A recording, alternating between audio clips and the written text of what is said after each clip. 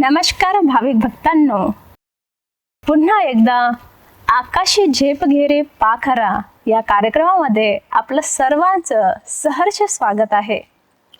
असं म्हटलं जातं, आशेच्या भूलभुलैयात माणूस हरतो, आशेच्या भूलभुलैयात माणूस हरतो, इंद्रियांच्या सेवेत जीवन सरतो. खरं सुख शोधता चुकतो मार्ग, खरं सुख शोधता चुकतो मार्ग. तुका म्हणे विषासारखं अज्ञानाचं अन्न फसवतो. किती छान असा भावार्थ आहे याचा, आणि याचनुसार आपला आजचा अभंग आहे तो आपण पाहूया. आशाबद्ध जन काय जाणे नारायण, करी इंद्रियांची सेवा, पाहे आवडीचा हेवा. भ्रमले चावळे तैसे उचित न कडे, भ्रमले चावळे तैसे उचित न कडे. तुका म्हणे विष अन्न नाशिले जैसे. तर आजचा हा आपला अभंग खूप छान प्रकारे आहे की आपलं अन्न कसं असलं पाहिजे त्यावरती आहे. आणि नेहमीप्रमाणे आपल्यासोबत यावर चर्चा करण्यासाठी बाळासाहेब भाईजी आलेले आहेत. चला तर आपण त्यांच्यासोबत चर्चा साधूया. नमस्कार बाळासाहेब भाईजी. नमस्कार आपको भी.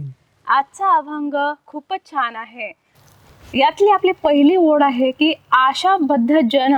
तर याला काय म्हणता येईल? आशाबद्ध जन म्हणजेच ज्यांचं मन भौतिक इच्छांमध्ये गुंतलेलं आहे. अच्छा. अशा लोकांना ईश्वराचं नामस्मरण होत नाही. बरोबर. किंवा ईश्वरानं सांगितलेली जी ज्ञानाची जी प्राप्ती आहे ती त्यांच्या जीवनामध्ये होत नाही. बरोबर. तर ज्या वेळेला व्यक्ती भौतिक सुखाच्या मागं मृगजळासारखा धावत राहतो, असा व्यक्ती जीवनामध्ये कधीही ईश्वराचं नामस्मरण करू शकत नाही. त्याच्याकडं फक्त एकच असतं, कारण तो इंद्रियांचा गुलाम झालेला असतो. आणि इंद्रियांच्या गुलामीमध्ये त्याच्या मुखामधून सदैव जर आपण म्हटलं तर काही ना काही तो कारणे सांगत असतो. बरोबर. सर्वात मोठं आज आपण जर बघितलं तर लोक वेळच नाही हा एक खूप मोठा आपल्याला उल्हाणा देत असतात. वास्तविक जर आपण बघितलं तर वेळ तीच आहे, परंतु आपलं जीवन आपण अस्तव्यस्त केलेलं आहे. जीवन आपलं व्यवस्थित नाही आणि आपण वेळेला दोष देत असतो. तर यामध्ये महाराजांना अभंगामध्ये हेच सांगायचं की जोपर्यंत तुम्ही इंद्रियांचे गुलाम राहाल तोपर्यंत तुम्हाला आत्मिक शांती मिळू शकत नाही. बरोबर. खूप छान प्रकारे तुम्ही याचा अर्थ सांगितलेला की जिथे आपल्याला आवड असते तिथे सवड आपोआपच मिळते. पण काही लोक असे म्हणतात की माझ्याजवळ वेळच नाही, माझ्याकडे मरायच्यासाठी सुद्धा वेळ नाही. म्हणजे वंडरच आहे हे. आता तुम्ही विचार करा की एकीकडं आपण इतकं फास्ट चाललेलो आहे, विज्ञान इकडं फास्ट चाललेलं आहे. तुमचे आज कामं इतके काही फास्ट होतात. बरोबर. घरामध्ये जर आपण बघितलं तर आज मशीन सफाई करण्यासाठी आले, कपडे धुलाई करण्यासाठी मशीन आहे, सफाईसाठी मशीन आहे. बरोबर. आज भाजीपाला तुम्हाला मार्केटमध्ये जाण्याची गरज नाही आहे. तुम्हाला घरी भाजीपाला लगेच फोन करा, जे पाहिजे ते तुम्हाला घरी मिळू राहील. ऑनलाईनची दुनिया झाली आता. 20-25 वर्षापूर्वी ह्या सुविधा नसतानाही लोक सुखी आणि समाधानी होते आणि त्यांना वेळ होता, आणि तरी त्यांना वेळ होता. विचार करा की हा आपला एक मूर्खपणा आहे की आपण वेळेला जो दोष देतो. स्वतःच आपण विचार करा की ज्या 25 वर्षापूर्वी जे स्वतः लोक कामं करायचे, आज सर्व गोष्टी यंत्रणा राबवली जाते. तरी आज आपण म्हणतो की वेळ नाही. म्हणजे काय म्हणायला पाहिजे? तर खूप एक हास्यास्पद वाक्य आहे. म्हणूनच त्याला म्हणतात ना, जिथे आवड असते तिथे सवड असते. यासाठी आपल्याला आवड जर असेल तर सवड निश्चितच मनामध्ये निर्माण होते. बरोबर. तर याच्या पुढची ओळ आहे आपली, पाहे आवडीचा हेवा. याचा काय बरं अर्थ आहे? पावडे आवडीचा हेवा.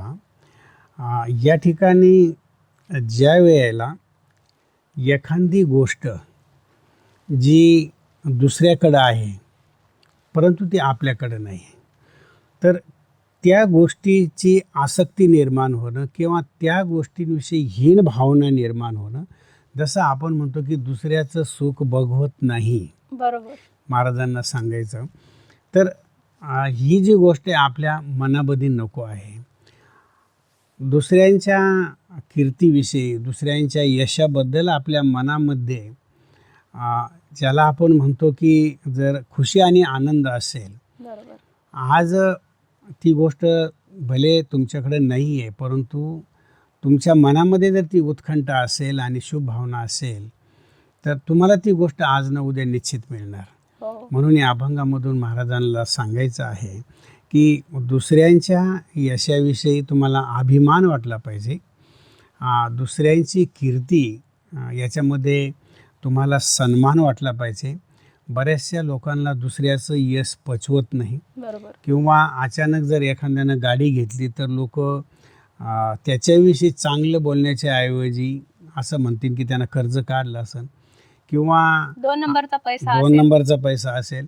म्हणजे कोणतीही गोष्ट त्यांना चांगली केली तर लोकांचा जो दृष्टिकोन आहे हा पहिला नकारात्मक राहतो. बरोबर. आणि हा नकारात्मक दृष्टिकोन आपल्याला कधीही जीवनामध्ये यशस्वी मार्गाकडे घेऊन जात नाही. तर बरोबर. या ठिकाणी महाराज सांगतात की तुम्ही तुमचा जो दृष्टिकोन आहे तो पहिला बदलणं हे आवश्यक आहे. खूप छान प्रकारे अर्थ सांगितला अजून की आपला दृष्टिकोन हा बदलावा लागेल. त्याच्या पुढची ओळ आहे आपली, भ्रमले चावळे.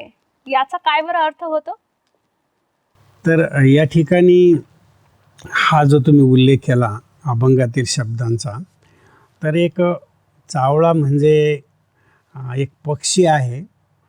आता या ठिकाणी एक तुम्हाला अजून एक्झाम्पल देतो की जसं एखाद्या गाईला, एखाद्या बैलाला जर एखाद्या शेतामध्ये जाण्याची, हिरवा घास खाण्याची जर वारंवार सवय लागली, तो एकदा जाईल, दोनदा जाईल, बरोबर. तर त्यावेळेला ती सवय त्याला इतकी काही लागून जाते की जरी तो आपण बांधून ठेवला तरी त्याचा जो बुद्धियोग आहे त्या शेतामध्ये बार बार जातो. किंवा त्याला तुम्ही जर मोकळं सोडलं तर तो लगेच त्या शेतामध्ये खाण्यासाठी जातो, बरोबर. कारण त्याला एकदा त्याची चटक लागलेली आहे. त्याचप्रमाणे जसं आपण बघतो की भ्रमर, ज्याला आपण म्हणतो की कमळामध्ये ते भ्रमर जसं मधमाशा असतात आणि त्याच्यामधून ज्या वेळेला ते कण घेऊन येतात आणि त्याचं मधमाशांचं रूपांतर आपण बघतो की एक खूप मोठं मधमाशांचं पोळं बनतं. बरोबर. परंतु ज्या वेळेला ते मध घेण्यासाठी कमळाच्या फुलामध्ये जातात आणि संध्याकाळच्या वेळेला जर ते कमळ ऑटोमॅटिक बंद होतं तर ते इतकं काही रम्मान होऊन जातं, ते फुलपाखरू त्याच्यामध्ये की ते बंद होऊन जातं. बरोबर. तसंच या ठिकाणी खूप मोठा गूढ आध्यात्मिक रहस्य आहे की इंद्रियांचं सेवन करणारा जो व्यक्ती आहे तो इतका काही रममान होतो इंद्रियांच्या भोगामध्ये की त्याला समजत नाही आणि तो त्याच्यामध्ये बंद होऊन जातो.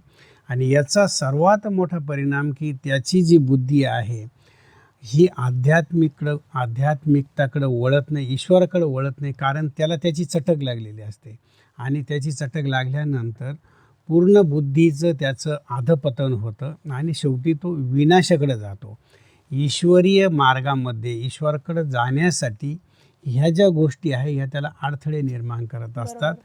हे जाणणं खूप गरजेचं आहे. खूप छान प्रकारे सांगितलं तुम्ही की तशाच प्रकारे एक कातणी सुद्धा असते की पूर्ण आपलं जाळं विणते आणि त्याच्या आतमध्ये स्वतःच फसून जाते. तसंच मनुष्य आपण जर बघितलं की जीवन चक्रामध्ये असा काही अडकला जातो की त्याला बाहेर निघण्याचे जे रस्ते आहेत ते बंद होऊन जातात.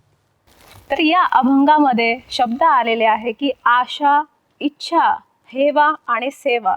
तर याचा काय अर्थ होतो? या ठिकाणी खूप सुंदर शब्द हे दिलेले आहेत, परंतु हे शब्द जर आपण जीवनामध्ये नकारात्मक भूमिकेतून घेतले, एक असती सकारात्मक भूमिका, एक असती नकारात्मक भूमिका. तर या ठिकाणी जर आपण इच्छा मनामध्ये जर निर्माण झाल्या आणि त्या इच्छाला काही आनंद नाही आहे किंवा आपण अपेक्षा जर जास्त ठेवल्या, म्हटलं जाते की आशा ही जीवन आहे. तसं जीवनामध्ये आपल्याला आशा ठेवावी असते, कारण आशावरच मनुष्य जगतो.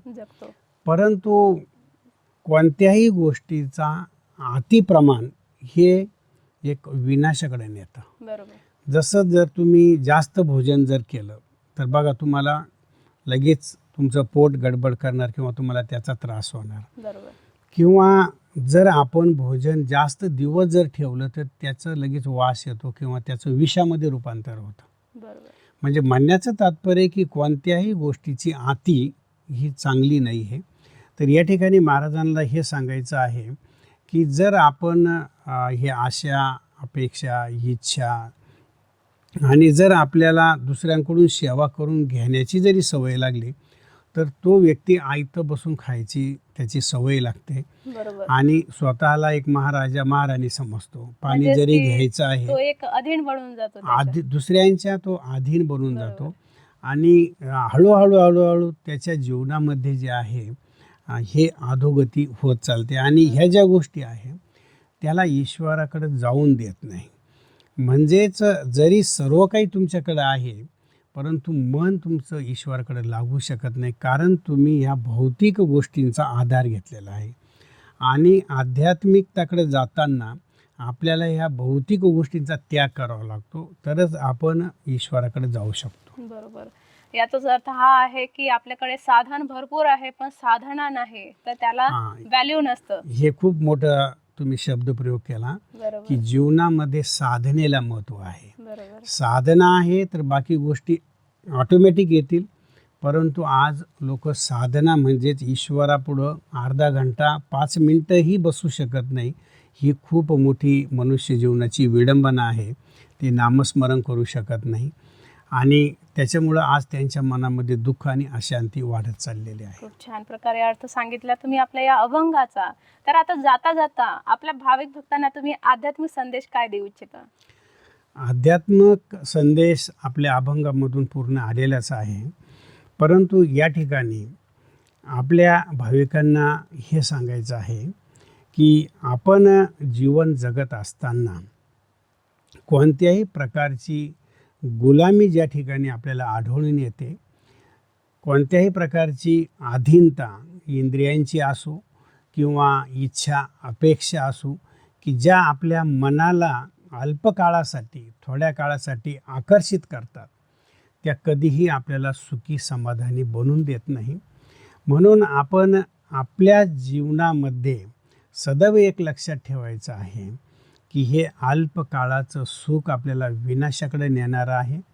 जर आपल्याला आपल्या जीवनाची जर उन्नती करायची असेल तर स्वतःची ओळख पटवून घेणं आणि स्वतःच्या उन्नतीसाठी, सकारात्मकतेकडे जाण्यासाठी आपल्याला काय काय करायला पाहिजे, ह्या ज्या गोष्टी आहे ह्या ज्ञानाच्या आधारे आपल्याला प्राप्त होतात, त्याकडं वळणं खूप काही गरजेचं आहे. खूप छान प्रकारे अर्थ सांगितला तुम्ही इथे आणि मी नक्कीच आशा करते की आपल्या भाविक भक्तांना याचा अर्थ आवडला असणार. तुम्ही इथे आलेत त्याबद्दल तुमचे धन्यवाद. आपका भी धन्यवाद. तर भाविक भक्तांनो, आजच्या आपल्या अभंगामध्ये आपण अर्थ पाहिला आहे की कशा प्रकारे आपली संगत असायला पाहिजेत किंवा कशा प्रकारे आपण सुखी होण्यासाठी काय करायला पाहिजेत. अशाच नवीन अभंगासह नवीन एपिसोडमध्ये आपण भेटूया. तोपर्यंत धन्यवाद.